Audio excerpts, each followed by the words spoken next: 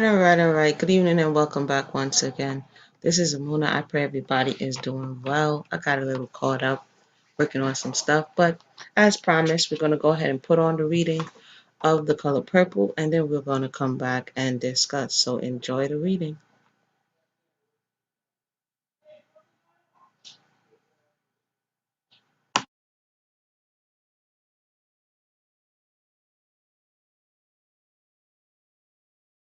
I was driving Miss Millie's car back to her house. I spent 15 minutes with my children, and she been going on for months about how ungrateful I is.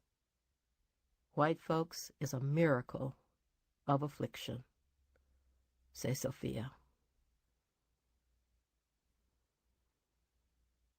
Dear God, Shug writes she got a big surprise and she intend to bring it home for Christmas. What it is, us wonder. Mister think it a car for him. Shug making big money now, dressing furs all the time, silk and satin too, and hats made out of gold. Christmas morning us hear this motor outside the door. Us look out. Hot diggity dog, say Mister, throwing on his pants. He rushed to the door. I stand in front of the glass trying to make something out my hair. It's too short to be long, too long to be short, too nappy to be kinky, too kinky to be nappy. No set color to it either. I give up. Tie on a head rag. I hear Shug cry, "Oh, Albert." He say, "Shug." I know they hugging. Then I don't hear nothing. I run out the door. "Shug," I say, and put out my arms. But before I know anything, a skinny, big-toothed man wearing red suspenders is all up in my face. Before I can wonder whose dog he is, he hugging me. "Miss Celie," he said. "Oh, Miss Celie, I heard so much about you. Feel like we old friends." Shug standing back with a big grin. "This Grady," she say. "This my husband." The minute she say it, I know I don't like Grady. I don't like his shape. I don't like his teeth. I don't like his clothes. Seem like to me he smell. "Us been driving all night," she say. "Nowhere to stop, you know. But here us is." She come over to Grady and put her arms round him. Look up at him like he cute, and he lean down and give her a kiss. I glanced round at Mister. He looked like the end of the world. I know I don't look no better. "And this my wedding present to us," says Shug. The car big and dark blue and say Packard on the front. "Brand new," she say. She look at Mister, take his arm, give it a little squeeze. "While we here, Albert," she say, "I want you to learn how to drive." She laughed. "Grady drive like a fool," she say. "I thought the polices was going to catch us for sure." Finally, Shug really seemed to notice me. She come over and hugged me a long time. "Us two married ladies now," she say. "Two married ladies. And hungry," she say. "What us got to eat?" Dear God, Mister drink all through Christmas, him and Grady. Me and Shug cook, talk, clean the house, talk, fix up the tree, talk, wake up in the morning, talk. She's singing all over the country these days. Everybody know her name. She know everybody too. No Sophie Tucker, no Duke Ellington, no folks I ain't never heard of, and money. She makes so much money, she don't know what to do with it. She got a fine house in Memphis, another car. She got 100 pretty dresses, a room full of shoes. She buy Grady anything he think he want. "Where you find him at?" I asked. "Up under my car," she say. "The one at home. I drove it after the oil gave out, killed the engine. He the man fixed it. Us took one look at one another. That was it." "Mister's feelings hurt," I say. I don't mention mine. "Aw," she say. "That old stuff finally over with. You and Albert feel just like family now. Anyhow, Once you told me he beat you and won't work, I felt different about him. If you was my wife, she say, I'd cover you up with kisses instead of licks, and work hard for you, too. He ain't beat me much since you made him quit, I say. Just a slap now and then when he ain't got nothing else to do. Y'all make love any better? She asked. Us try, I say. He try to play with the button, but feel like his fingers dry. Us don't get nowhere much. You still a virgin? She asked. I reckon, I say. Dear God, Mr. and Grady gone off in the car together. Shug asked me could she sleep with me. She cold in her and Grady bed all alone. Let's talk about this and that. Soon talk about making love. Shug don't actually say making love. She say something nasty. She say, fuck. She asked me, how was it with your cheering daddy?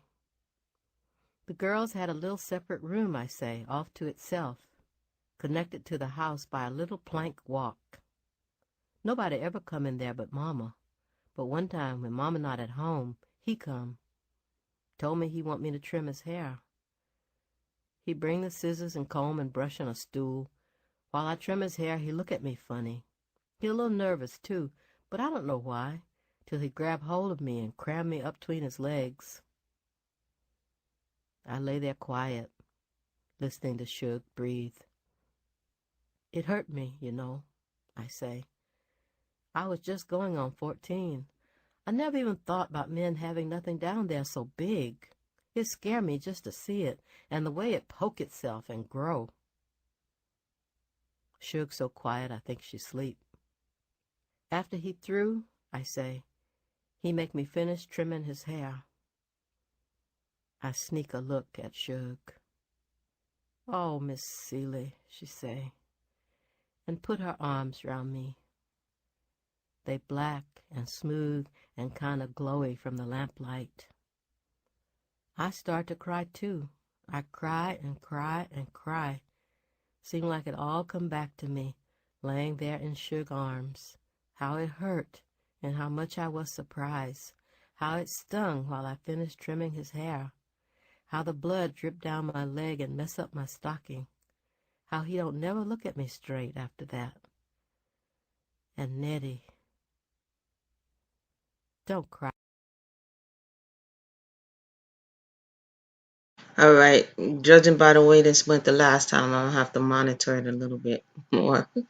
And so if y'all hear what's going on, she got already, one artistic expression. So we're gonna see what's going on as I listen intently. So I'm just warning you guys, viewer discretion at this point.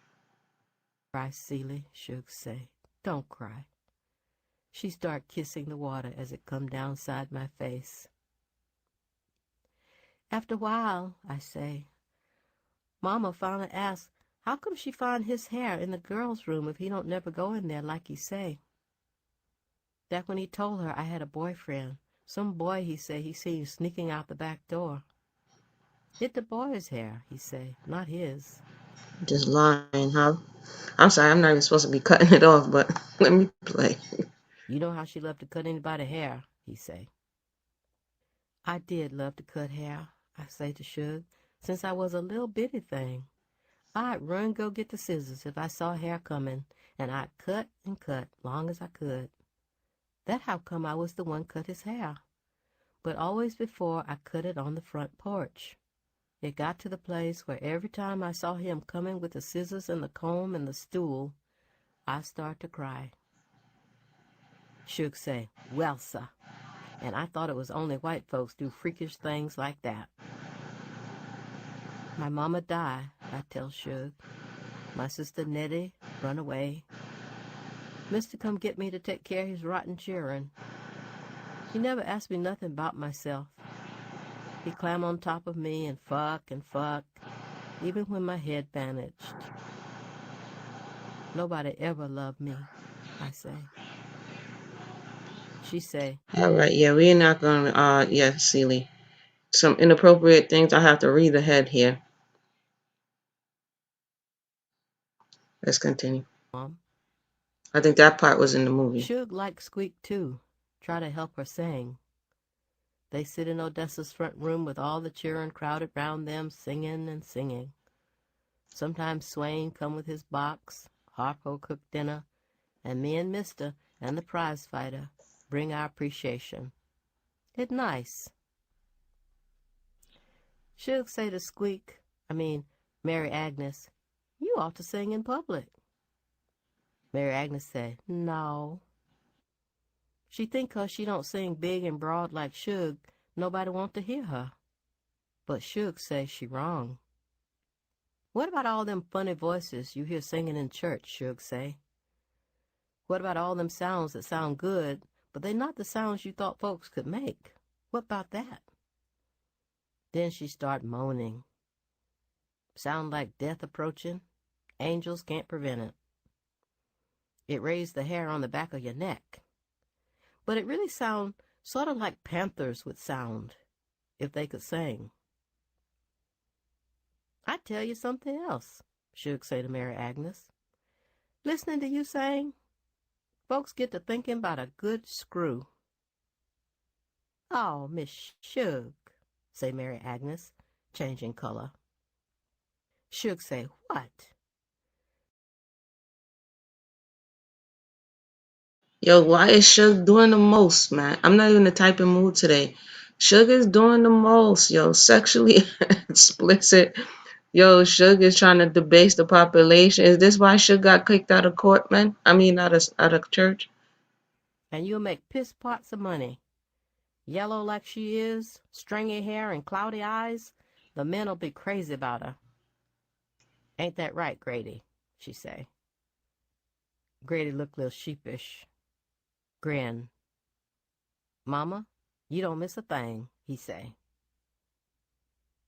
And don't you forget it, say Shug.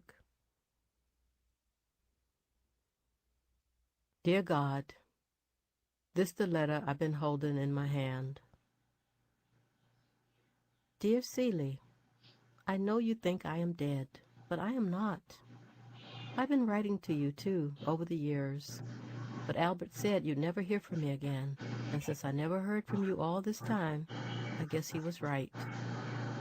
Now I only write at Christmas and Easter, hoping my letter get lost among the Christmas and Easter greetings, or that Albert get the holiday spirit and have pity on us.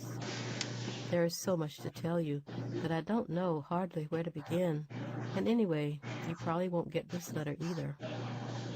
I'm sure Albert is still the only one to take mail out of the box. But if this do get through, one thing I want you to know, I love you, and I am not dead. And Olivia is fine, and so is your son. We are all coming home before the end of another year. Your loving sister, Nettie. One night in bed, Shug asked me to tell her about Nettie. What's she like? Where's she at? I tell her how Mister tried to turn her head, how Nettie refused him, and how he say Nettie have to go. Where she go? She asked. I don't know, I say. She leave here. And no word from her yet? She asked. No, I say.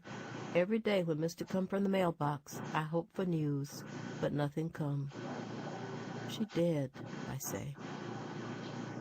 Shug say, she wouldn't be someplace with funny stamps, you don't reckon. She looked like she's studying. Say, sometimes when Albert and me walk up to the mailbox, there'd be a letter with a lot of funny-looking stamps. He never said nothing about it, just put it in his inside pocket. One time I asked him could I look at the stamps, but he said he'd take it out later, but he never did. She was just on her way to town, I say. Stamps look like stamps around here. White men with long hair. She say. Looked like a little fat white woman was on one. What's your sister Nettie like? She asked. Smart? Yes, Lord, I say. Smart as anything. Read the newspapers when she was little more than talking. Did figures like they was nothing. Talked real well, too. And sweet? There never was a sweeter girl, I say. Eyes just brimming over with it. She loved me, too. I say to Shug. She tall or short? Shug asks. What kind of dress she like to wear? What her birthday? What her favorite color? Can she cook? Sew? What about hair? Everything about Nettie she want to know. I talk so much my voice start to go. Why you want to know so much about Nettie? I ask. 'Cause she the only one you ever loved, she say, besides me. Dear God, all of a sudden, Shug buddy again with Mister. They sit on the steps, go down hallpoles, walk to the mailbox. Shug laugh and laugh when he got anything to say, show teeth and tits are plenty. Me and Grady try to carry it on like us civilized, but it hard. When I hear Shug laugh, I want to choke her, slap Mister's face. All this week I suffer. Grady and me feel so down, he turned to reefer. I turned to prayer. Saturday morning, Shug put Nettie's letter in my lap. Little fat Queen of England stamps on it, plus stamps that got peanuts, coconuts, rubber trees, and say Africa. I don't know where England at. Don't know where Africa at either. So I still don't know where Nettie at. He been keeping your letters, say Shug. No, I say. Mr. mean sometimes, but he not that mean. She said, he that mean. But how come he do it, I ask. He know Nettie mean everything in the world to me. Shug says she don't know, but us gonna find out.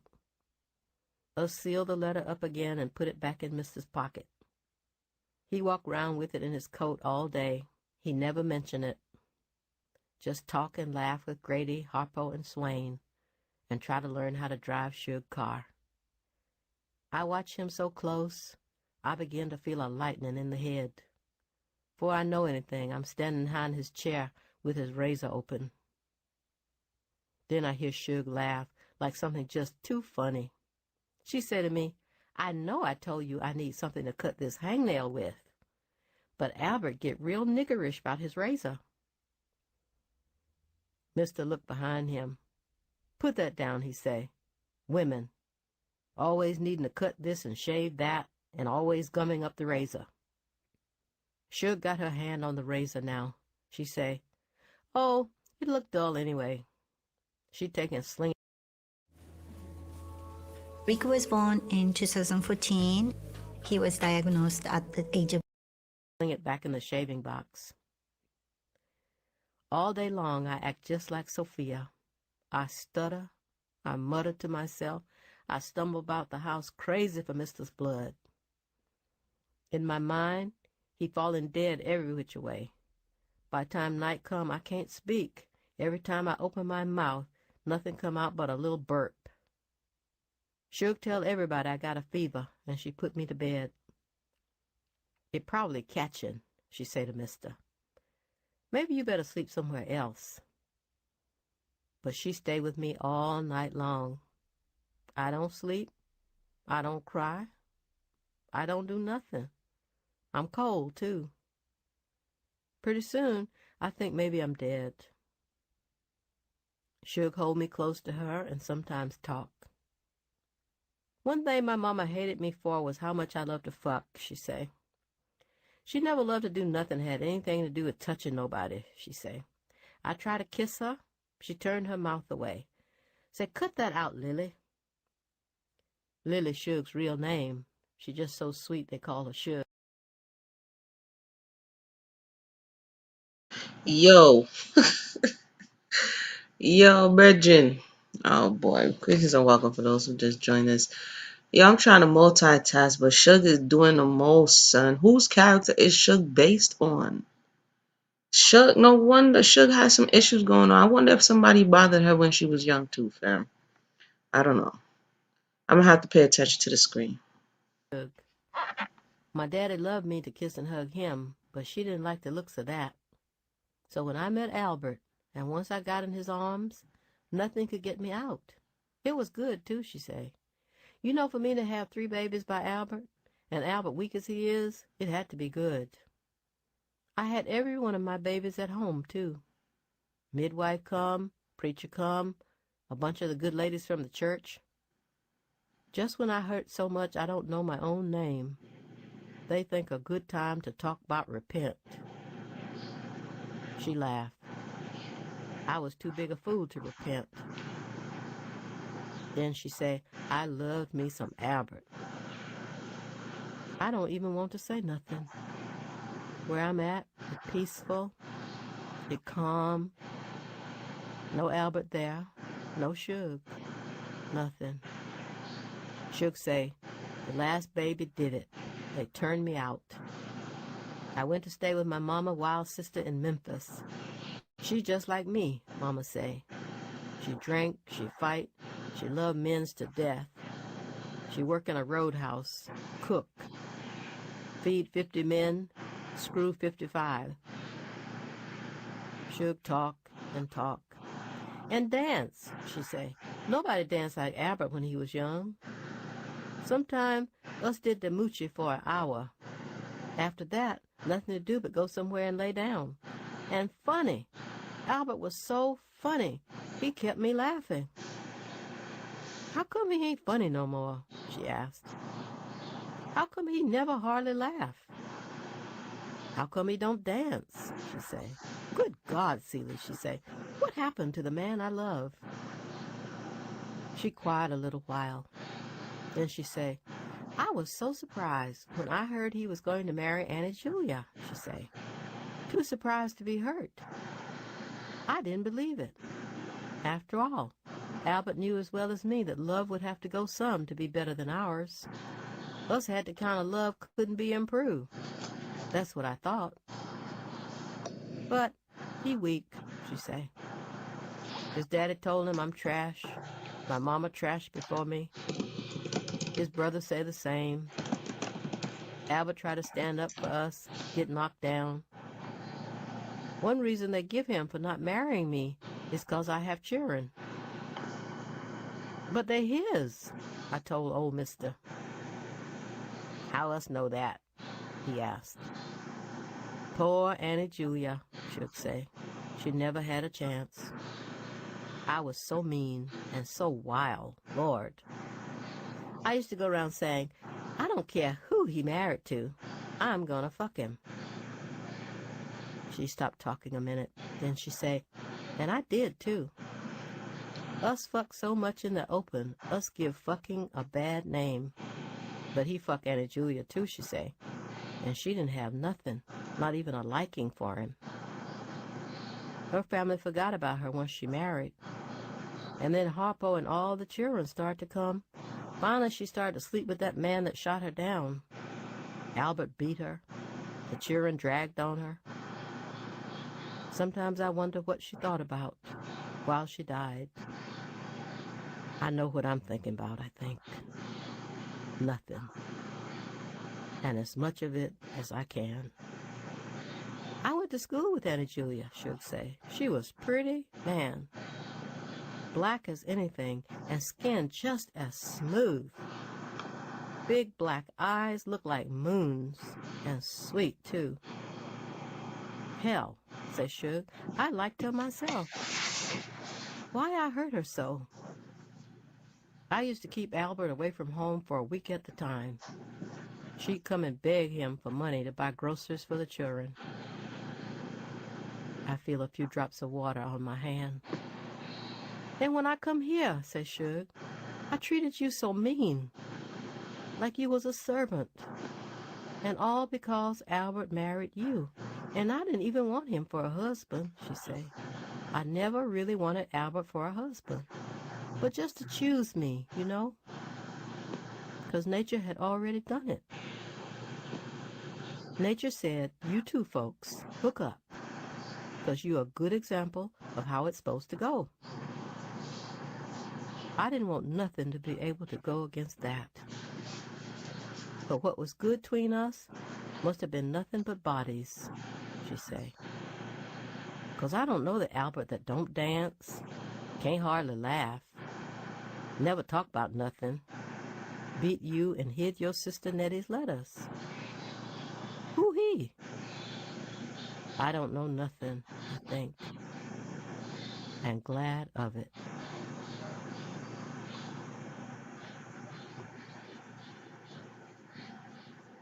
Greeting and welcome to those who just joined us. Yeah, Shug, you got about no more chances, Shug. You're doing the absolute most. I'm with you on this, Princess Black. She is something else. Wonder should never end. Um, you know, Albert's father or Mr.'s father is kind of wild, but you a little bit raunchy. So I can see how and why he wouldn't necessarily want you to be with the son. Because you sound raunchy and you sound like you come from some raunchy people. I'm just saying. So the story develops, the characters are developing, and now we get some more understanding about um, why she doesn't have any boundaries. She doesn't care who he's with. She just wants to make sure that she's always that number one person in his life. This is very interesting. And now you have Celie and what's the name of the Grady over there looking at these two like, what? So she's always just trying to make sure that no matter who's there, she can show up, and it is what it is. Very, very fascinating. And very familiar. There's people who do that to this day, men and women. But Shug don't have no more chances to be disrespecting the platform. You know what I mean? We're not going to do it for the culture. You got no more chances, Shug, of the night to disrespect the platform. Let's continue.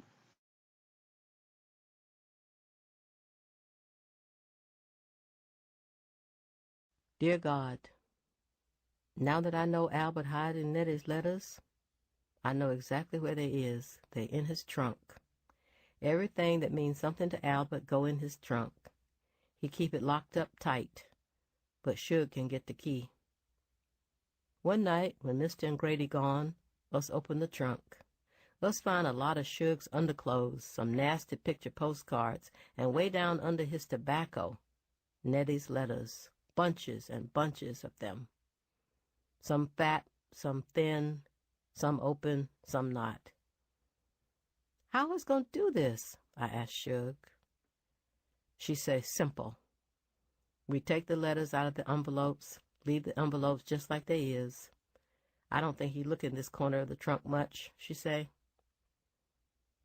I heated the stove, put on the kettle. Us steam and steam the envelopes until we had all the letters laying on the table.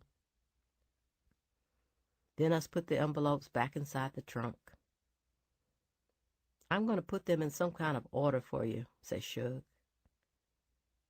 Yeah, I say, but don't let's do it in here. Let's go in you and Grady room. So she got up, and us went into their little room. Shug sat in a chair by the bed with all Nettie letters spread round her. I got on the bed with the pillows behind my back. These the first ones, says Shug. They postmark right here. Dear Celie, the first letter say, you got to fight and get away from Albert. He ain't no good. When I left you all's house, walking, he followed me on his horse. When we was well out of sight of the house, he caught up with me and started trying to talk. You know how he do. You sure is looking fine, Miss Nettie, and stuff like that.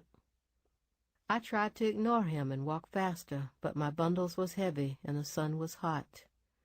After a while I had to rest, and that's when he got down from his horse and started to try to kiss me and drag me back in the woods.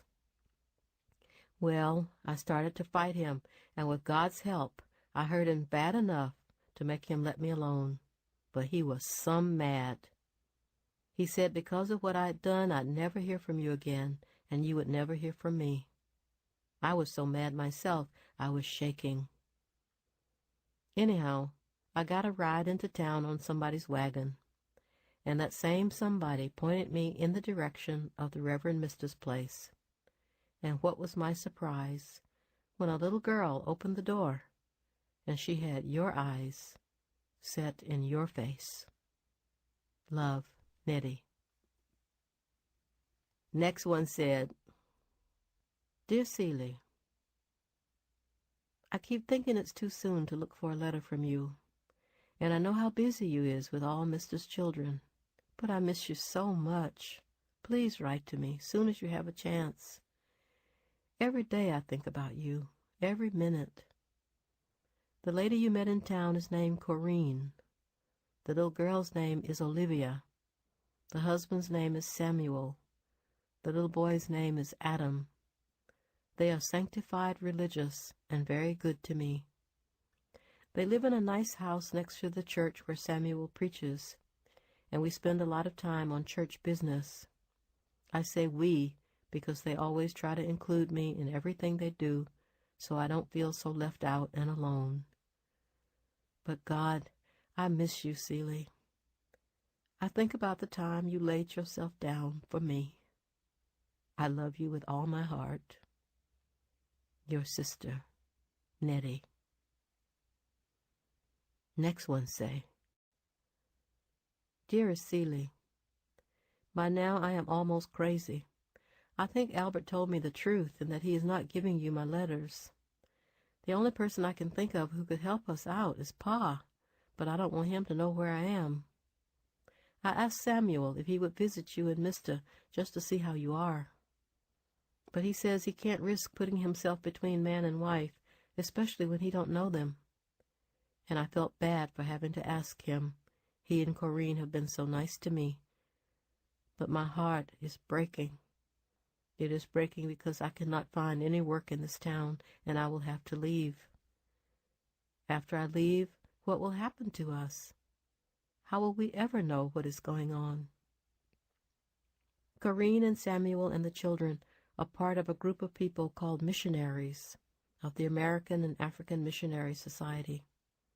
They have ministered to the Indians out west and are ministering to the poor of this town, all in preparation for the work they feel they were born for, missionary work in Africa.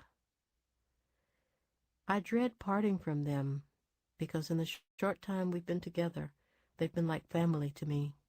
Like family might have been, I mean. Write if you can.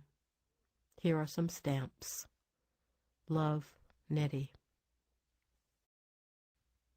Next one, Fat, dated 2 months later. Say, Dear Celie, I wrote a letter to you almost every day on the ship coming to Africa. By the time we docked, I was so down, I tore them into little pieces and dropped them into the water.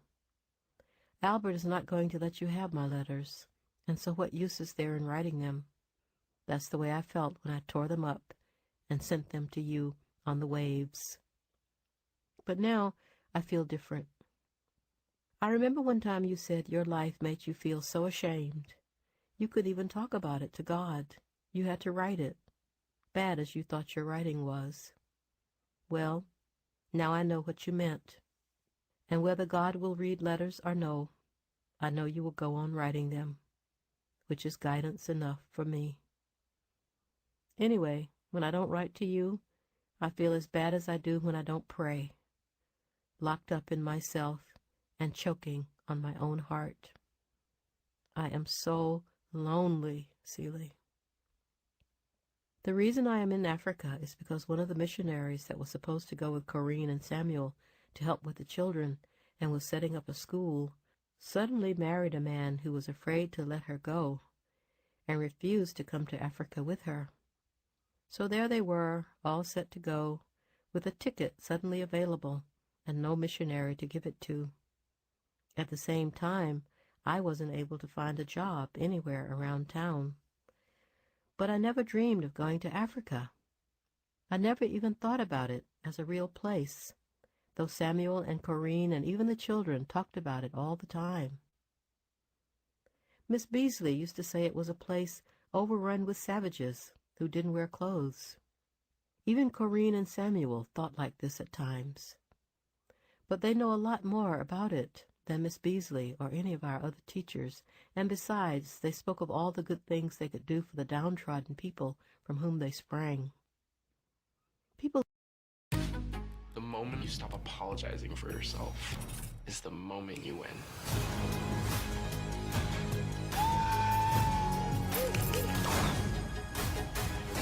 You ready? People who need Christ and good medical advice. One day I was in town with Corinne, and we saw the mayor's wife and her maid. The mayor's wife was shopping, going in and out of stores, and her maid was waiting for her on the street and taking the packages. I don't know if you have ever seen the mayor's wife. She looks like a wet cat. And there was her maid, looking like the very last person in the world you'd expect to see waiting on anybody, and in particular not on anybody that looked like that.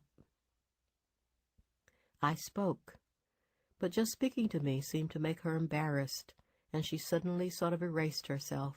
It was the strangest thing, Celie. One minute I was saying howdy to a living woman. The next minute nothing living was there, only its shape. All that night I thought about it. Then Samuel and Corinne told me what they'd heard about how she got to be the mayor's maid, that she attacked the mayor, and then the mayor and his wife took her from the prison to work in their home. In the morning I started asking questions about Africa, and started reading all the books Samuel and Corinne have on the subject. Did you know there were great cities in Africa, greater than Milledgeville or even Atlanta, thousands of years ago?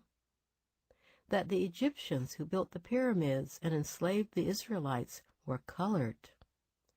That Egypt is in Africa? That the Ethiopia we read about in the Bible meant all of Africa? Well, I read and I read until I thought my eyes would fall out. I read where the Africans sold us because they loved money more than their own sisters and brothers. How we came to America in ships. How we were made to work. I hadn't realized I was so ignorant, Celie. The little I knew about my own self wouldn't have filled a thimble. And to think Miss Beasley always said I was the smartest child she ever taught. But one thing I do thank her for teaching me to learn for myself by reading and studying and writing a clear hand, and for keeping alive in me somehow the desire to know. So when Corinne and Samuel asked me if I would come with them and help them build a school in the middle of Africa, I said yes, but only if they would teach me everything they knew to make me useful as a missionary, and someone they would not be ashamed to call a friend. They agreed to this condition, and my real education began at that time. They have been as good as their word, and I study everything night and day. Oh, Celie, there are colored people in the world who want us to know, want us to grow and see the light. They are not all mean like Pa and Albert, or beaten down like Ma was. Corinne and Samuel have a wonderful marriage. Their only sorrow in the beginning was that they could not have children. And then, they say, God sent them Olivia and Adam. I wanted to say, God has sent you their sister and aunt, but I didn't. Yes, their children, sent by God, are your children, Celie. And they are being brought up in love, Christian charity, and awareness of God. And now God has sent me to watch over them, to protect and cherish them, to lavish all the love I feel for you on them. It is a miracle, isn't it? And no doubt impossible for you to believe. But on the other hand, if you can believe I am in Africa, and I am, you can believe anything. Your sister, Nettie. The next letter after that one say, Dear Celie, while we were in town, Corinne bought cloth to make me 2 sets of traveling outfits. One olive green and the other gray. Long gored skirts and suit jackets to be worn with white cotton blouses and lace-up boots. She also bought me a woman's boater with a checkered band. Although I work for Corinne and Samuel and look after the children, I don't feel like a maid. I guess this is because they teach me, and I teach the children, and there's no beginning or end to teaching and learning and working. It all runs together. Saying goodbye to our church group was hard, but happy, too. Everyone has such high hopes for what can be done in Africa. Over the pulpit there is a saying, Ethiopia shall stretch forth her hands to God. Think what it means that Ethiopia is Africa. All the Ethiopians in the Bible were colored. It had never occurred to me, but when you read the Bible, it is perfectly plain if you pay attention only to the words. It is the pictures in the Bible that fool you, the pictures that illustrate the words. All of the people are white, and so you just think all the people from the Bible were white too. But really white people lived somewhere else during those times. That's why the Bible says that Jesus Christ had hair like lamb's wool. Lamb's wool is not straight, Celie. It isn't even curly. What can I tell you about New York, or even about the train that took us there? We had to ride in the sit-down section of the train, but see that there are beds on trains, and a restaurant, and toilets. The beds come down out of the walls over the tops of the seats and are called berths. Only white people can ride in the beds and use the restaurant. And they have different toilets from colored. One white man on the platform in South Carolina asked us where we were going. We had got off the train to get some fresh air and to dust the grit and dust out of our clothes. When we said Africa, he looked offended and tickled too. "Niggers going to Africa," he said to his wife. "Now I have seen everything." When we got to New York, we were tired and dirty, but so excited. Listen, Celie, New York is a beautiful city, and colored own a whole section of it called Harlem. There are colored people in more fancy motor cars than I thought existed, and living in houses that are finer than any white person's house down home. There are more than 100 churches, and we went to every one of them, and I stood before each congregation with Samuel and Corinne and the children, and sometimes our mouths just dropped open from the generosity and goodness of those Harlem people's hearts. They live in such beauty and dignity, Celie. And they give and then reach down and give some more when the name Africa is mentioned. They love Africa. They defend it at the drop of a hat. And speaking of hats, if we had passed our hats alone, they would not have been enough to hold all the donations to our enterprise. Even the children dredged up their pennies. "Please give these to the children of Africa," they said. They were all dressed so beautifully too, Celie. I wish you could have seen them. There is a fashion in Harlem now for boys to wear something called knickers, sort of baggy pants, fitted tight just below the knee, and for girls to wear garlands of flowers in their hair. They must be the most beautiful children alive, and Adam and Olivia couldn't take their eyes off them. Then there were the dinners we were invited to, the breakfasts, lunches, and suppers. I gained 5 pounds just from tasting. I was too excited to really eat. And all the people have indoor toilets, Celie, and gas or electric lights. Well, we had 2 weeks of study in the Olinka dialect, which the people in this region speak. Then we were examined by a doctor, colored, and given medical supplies for ourselves and for our host village by the Missionary Society of New York. It is run by white people, and they didn't say anything about caring about Africa, but only about duty. There is already a white woman missionary not far from our village, who has lived in Africa for the past 20 years. She is said to be much loved by the natives, even though she thinks they are an entirely different species from what she calls Europeans. Europeans are white people who live in a place called Europe. That is where the white people down home came from. She says an African daisy and an English daisy are both flowers, but totally different kinds. The man at the society says she is successful because she doesn't coddle her charges. She also speaks their language. He is a white man who looks at us as if we cannot possibly be as good with the Africans as this woman is. My spirits sort of drooped after being at the society. On every wall there was a picture of a white man. Somebody called Speak, somebody called Livingston, somebody called Daly, or was it Stanley? I looked for a picture of the white woman, but didn't see one. Samuel looked a little sad too, but then he perked up and reminded us that there's one big advantage we have. We are not white. We are not Europeans. We are black, like the Africans themselves.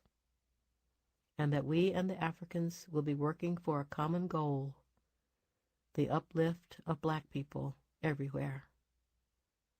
Your sister, Nettie. Dear Celie, Samuel is a big man. He dresses in black almost all the time, except for his white clerical collar. And he is black. Until you see his eyes, you think he's somber, even mean. But he has the most thoughtful and gentle brown eyes. When he says something, it settles you, because he never says anything off the top of his head, and he's never out to dampen your spirit or to hurt. Corinne is a lucky woman to have him as her husband. But let me tell you about the ship. The ship, called the Malaga, was 3 stories high, and we had rooms, called cabins, with beds. Oh, Celie, to lie in a bed in the middle of the ocean, and the ocean, Celie, more water than you can imagine in one place. It took us 2 weeks to cross it. And then we were in England, which is a country full of white people, and some of them very nice and with their own anti-slavery and missionary society. The churches in England were also very eager to help us, and white men and women, who looked just like the ones at home, invited us to their gatherings and into their homes for tea and to talk about our work.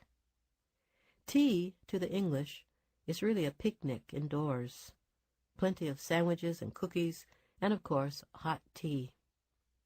We all use the same cups and plates. Everyone said I seemed very young to be a missionary, but Samuel said that I was very willing, and that, anyway, my primary duties would be helping with the children and teaching a kindergarten class or 2.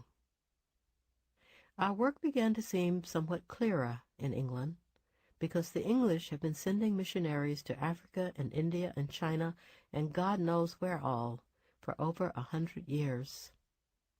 And the things they have brought back. We spent a morning in one of their museums, and it was packed with jewels, furniture, fur carpets, swords, clothing, even tombs from all the countries they have been. From Africa, they have thousands of vases, jars, masks, bowls, baskets, statues, and they are all so beautiful, it is hard to imagine that the people who made them don't still exist. And yet the English... Technology should feel effortless, so you can focus on the lives in your care every day. Administrate less, care more. HP Healthcare Print Solutions. The English assure us they do not. Although Africans once had a better civilization than the European, though of course even the English do not say this, I get this from reading a man named J.A. Rogers, for several centuries they have fallen on hard times. Hard times is a phrase the English love to use when speaking of Africa. And it is easy to forget that Africa's hard times were made harder by them. Millions and millions of Africans were captured and sold into slavery. You and me, Celie. And whole cities were destroyed by slave-catching wars. Today, the people of Africa, having murdered or sold into slavery their strongest folks, are riddled by disease and sunk in spiritual and physical confusion. They believe in the devil and worship the dead, nor can they read or write. Why did they sell us? How could they have done it? And why do we still love them? These were the thoughts I had as we tramped through the chilly streets of London. I studied England on a map, so neat and serene, and I became hopeful in spite of myself that much good for Africa is possible, given hard work and the right frame of mind. And then we sailed for Africa, leaving Southampton, England on the 24th of July and arriving in Monrovia, Liberia on the 12th of September. On the way we stopped in Lisbon, Portugal, and Dakar, Senegal. Monrovia was the last place we were among people we were somewhat used to, since it is an African country that was founded by ex-slaves from America who came back to Africa to live. Had any of their parents or grandparents been sold from Monrovia, I wondered? And what was their feeling, once sold as slaves, now coming back, with close ties to the country that bought them, to rule? Celie, I must stop now. The sun is not so hot now, and I must prepare for the afternoon classes and vesper service. I wish you were with me, or I with you. My love, your sister, Nettie.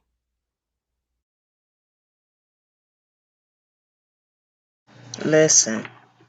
We're gonna have to come back. Celie, okay, Celie made me wade through the water with Sugar the Night. She made it worth it. Celie got a whole YouTube video going on in her letters, okay? Celie, if you're listening, if you have ears to hear, not Celie, Nettie. If you have ears to hear, Nettie is woke. She's hashtag woke, y'all. Did she say J.A. Rogers? Did she tell you the truth about the slave trade? Did she tell about Liberia, the colonization, the recolonization of Africa? Nettie is hashtag woke. Are we paying attention? What's going on? And when you begin to look at all of the characters, Shug, there are many Shug of the Nights out here who there's something going on with them, and she's stuck in a certain lower space within herself, and that's where she feels connected, and that's where she feels alive. There are Celies out there who are confused and been abused and looking for love in all the wrong places. And there are Netties out there who's woke. Nettie actually saw Sophia and didn't realize, and you have Sophia who's saying, listen, I'm not going to be humbled and I'm not going to be confused. I'm just going to fight.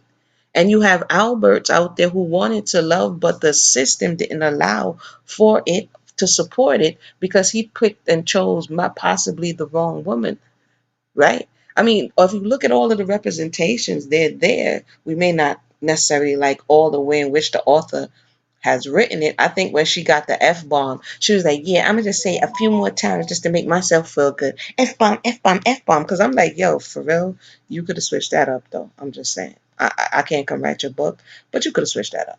I think you were doing that on purpose. But we shall proceed.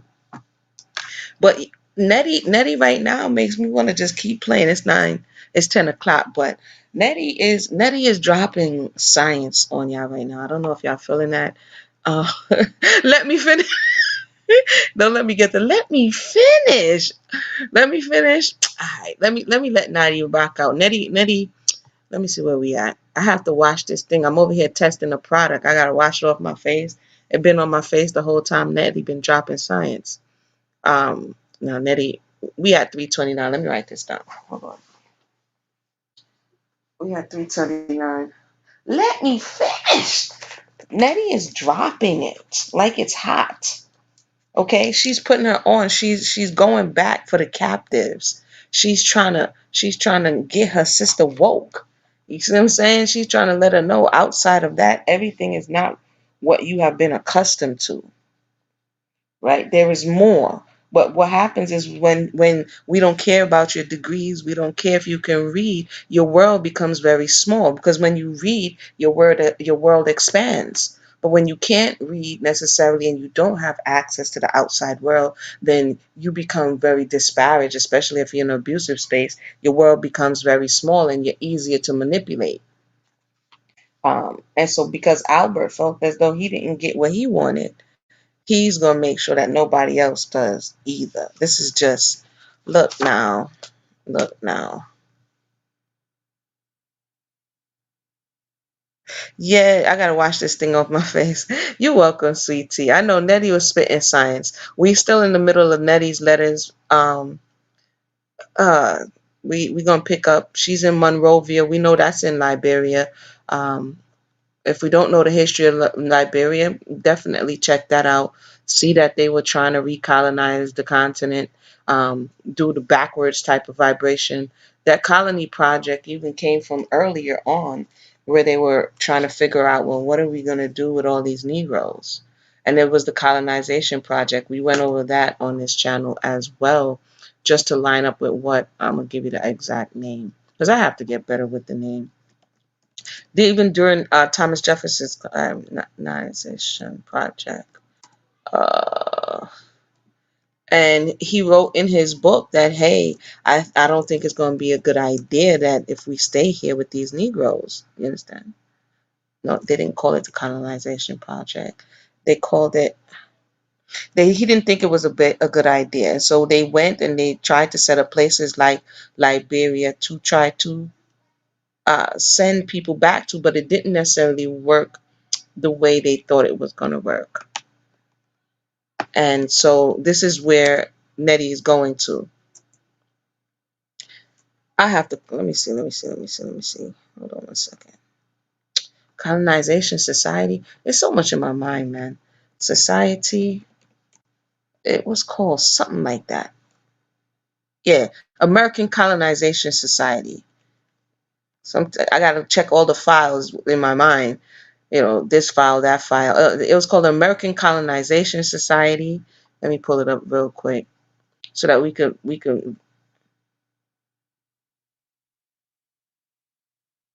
But why would we know? Yeah, they're not trying to teach this. It's there though. I mean, even though what's her name? Alice Walker is wholly tripping. She like goes to the middle of the book and then she's dropping science. Like she even put J.A. Rogers in the book, right? And so as an author, you can write in certain things. So she's definitely aware.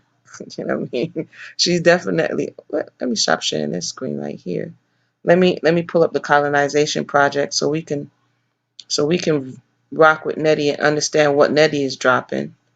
Let me see where we at here. This is J.A. Rogers for those who may not know. Before we get there, J.A. Rogers, who was mentioned in the book, this is J.A. Rogers. Let me make sure you can see him because sometimes I'll be showing stuff to myself because y'all can't see it. Hey, where did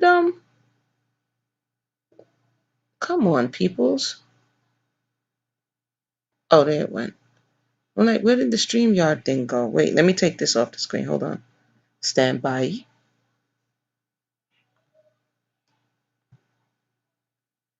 Let me take this off the screen. All right, boom. This is J.A. Rogers here. So this is who she mentions. And if you want to know exactly who he is a historian. Y'all don't mind me. I got too many tabs open. Well, will you let me live? What is going on here? StreamYard? Wait, I don't know how the two things. Let me put StreamYard back over to where J.A. Rogers is. Okay. So let's see if this is working. What happened to my screen? Oh, I know what happened to the screen. It went small. There we go. So this is him. Self-trained historian, novelist, and journalist Joel Augustus Rogers spent most of his life debunking pseudoscientific and racial depictions of people of African ancestry while popularizing the history of persons of Black people around the world. Rogers was born September 6, 1883 in Negril, Jamaica. He and his siblings were raised after their mother passed by their school teacher father, Samuel John Rogers. Rogers immigrated to the U.S. in 1906, and Joel Rogers became a naturalized citizen in 1917. Rogers lived briefly in Chicago, Illinois, before eventually settling in New York. You could continue to read. So this is who she was mentioning. I mean, she's aware. Okay. As an author, she's aware. Let me release the screen from this. And then it's too much Aguania, so hold on. And then let me do the colonization project now. 1 second.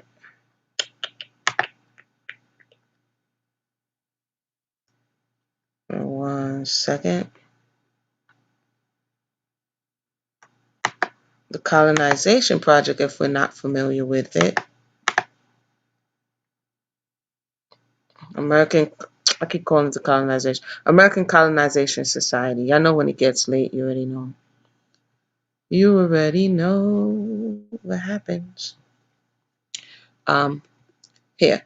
It, originally known as the Society of the Colonization of Free People of Color in America, was founded in 1816 by Robert Finley to encourage and support the migration of free African Americans to the continent. So all the people, this stuff is important to know, because as we go through, it's like after they used you, they was like, now fix yourself up and go home, right? And years ago, I likened it to, picking up the bread in the bread section and then getting to the counter and be like, nah, I don't want it anymore, right? So they wanted melanated people to go back to the continent. It didn't matter that they were taking them back to not where they picked them up from, but the opportunity was there, okay? There were several factors that led to the establishment of the American Colonization Society. The number of free people of color grew steadily following the American Revolutionary War, because a lot of people fought for their freedom. Like, yeah, if I fight for you, you're gonna let us free. From 60,000 in 1790 to 300,000 in 1830. Consequently, slave owners grew increasingly concerned that free blacks might encourage or help their slaves to escape or rebel. In addition, most white Americans saw African Americans as racially inferior and felt that amalgamation or integration of African Americans with white culture was impossible and undesirable. This reinforced the notion that African Americans should be relocated somewhere they would live free of prejudice, where they could be citizens. They tried to do it on the continent. They tried to do it in Haiti, right? So this is something that I think we could come back and look over. But again, for the sake of this conversation, this is what Nettie is referring to. Very, very interesting stuff. So with that said, I want to thank everybody for tuning in. We're going to come back. I know it was getting interesting. We're going to come back and talk more. I started a little late today, but we'll come back and start a little earlier. Anybody have any questions or comments? Never heard of J.R. Rodgers? That's no problem. That's why we're here having a conversation. Again, if you try to sum up a book or a narrative to one thing, then you can make it be that one thing. But as we're going back and looking through, I never read through the book. Mostly it was just a movie. So I'm learning things as we go along, and each one teach one. She is ODing. I could see where the backlash came from. Sexually explicit type of things, but at the same time, there were sexually explicit and inappropriate things happening as well. So at what point are you allowed to talk about it, right? She could have talked about it in a way that would have went over better, but she chose to talk about it in the way she chose to talk about it. So we're going to make our way through. But with that said, thank everybody for tuning in. This is Amuna. We'll talk again later. Everybody have a blessed night.